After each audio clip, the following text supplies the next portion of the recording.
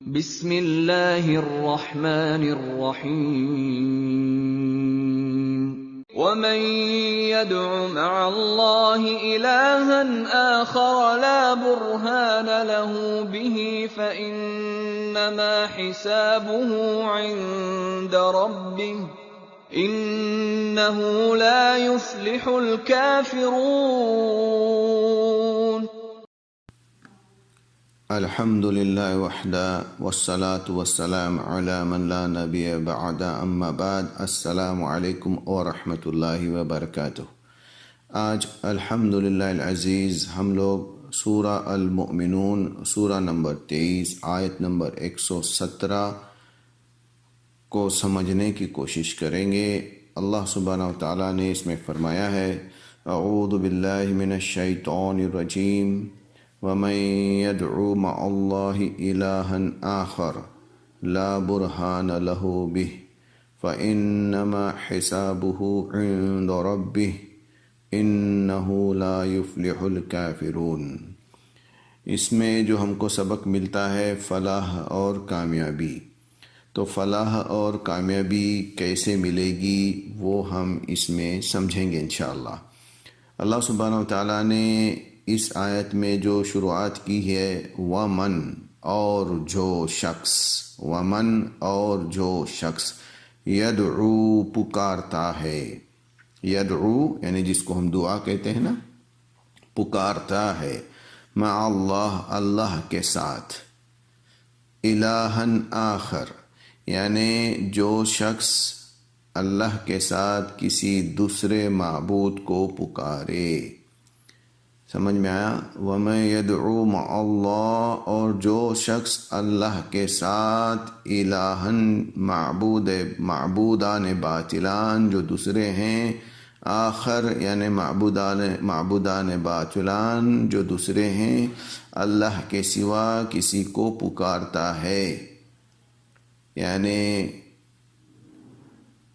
Christian لوگوں نے عیسیٰ علیہ السلام کو معبود بنایا، اللہ کا بیٹا بنایا، اور اسی طرح بہت سارے معبودان باطلان ہیں۔ کچھ مسلمانان نے بھی اللہ کے ساتھ بے علم میں کسی اور کو پکارنا شروع کر دیا،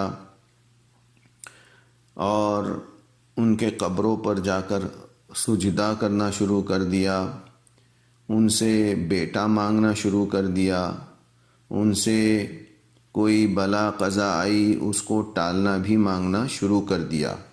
یہ ہمارے سارے نام نہاد مسلمان ہیں۔ اسی طرح بہت سارے لوگ ہیں جو ابھی اسلام کو قبول نہیں کیے ہیں، وہ دوسروں کو پکارتے ہیں، دوسروں سے مدد مانگتے ہیں۔ اس کے بارے میں اللہ سبحانہ و تعالیٰ نے اسی آیت میں فرمایا لا برہان لہ بہ، جس کی کوئی دلیل اس کے پاس نہیں، لا یعنی نہیں، برہان یعنی دلیل، لہو ان کے پاس بھی، یعنی جو لوگ اللہ کو چھوڑ کر کسی اور کو پکارتے ہیں ان کے پاس اس کی کوئی دلیل نہیں ہے کہ وہ ان کو پکارے۔ نہ عیسیٰ علیہ السلام نے کہا کہ مجھے پکارو، نہ عبد القادر جیلانی رحمۃ اللہ علیہ نے کہا کہ قضا اور بلا کے وقت تم مجھے پکارو، میں تمہیں بیٹا دوں گا، تمہیں جو بیماری لگی ہے وہ میں ختم کروں گا۔ 11ویں شریف میں یہی پڑھا جاتا ہے، المدد یا عبد القادر المدد۔ تو یہ عبد القادر جیلانی رحمۃ اللہ علیہ اللہ کے برگزیدہ بندے تھے، الحمدللہ۔ انہوں نے کبھی بھی نہیں کہا کہ مجھے پکارو۔ اسی طرح اور بھی جتنے بھی برگزیدہ بندے ہیں جو اللہ کو پیارے ہو چکے ہیں، ہم نے ان کے لیے دعا مغفرت کرنی چاہیے، نہ کہ ہم نے ان کو پکارنا ہے۔ اب اس کے بعد میں اللہ سبحانہ و تعالیٰ نے فرمایا فَإِنَّمَا حِسَابُهُ عِندَ رَبِّهِ، پس اس کا حساب تو اس کے رب کے اوپر ہی ہے۔ یعنی جو لوگ اللہ کو چھوڑ کر کسی اور کو پکارتے ہیں، چاہے وہ اہل کتاب کے ہوں یا وہ لوگ ہوں جو اللہ کو مانتے ہی نہیں، اللہ تعالیٰ فرماتا ہے فَإِنَّمَا، پس اس کا حسابہ، حساب عند، رب کے پاس ہی اس کا حساب ہے، کہ جب یہ دوسروں کو پکارتے ہیں اس کا حساب رب یعنی اللہ سبحانہ وتعالیٰ ان کو دکھائے گا، ہے نا۔ اللہ سبحانہ وتعالیٰ یوم محشر میں جزا و سزا کے دن ان کو دکھائے گا۔ اللہ سبحانہ وتعالیٰ آگے فرماتا ہے اِنَّهُ لَا يُفْلِحُ الْكَافِرُونَ، بے شک کافر لوگ نجات سے محروم ہے۔ اِنَّهُ، بے شک، لا، نہیں، یفلح یعنی نجات پائیں گے، فلاح پائیں گے، الکافرون، وہ لوگ جنہوں نے اللہ تعالیٰ کا انکار کر دیا، اللہ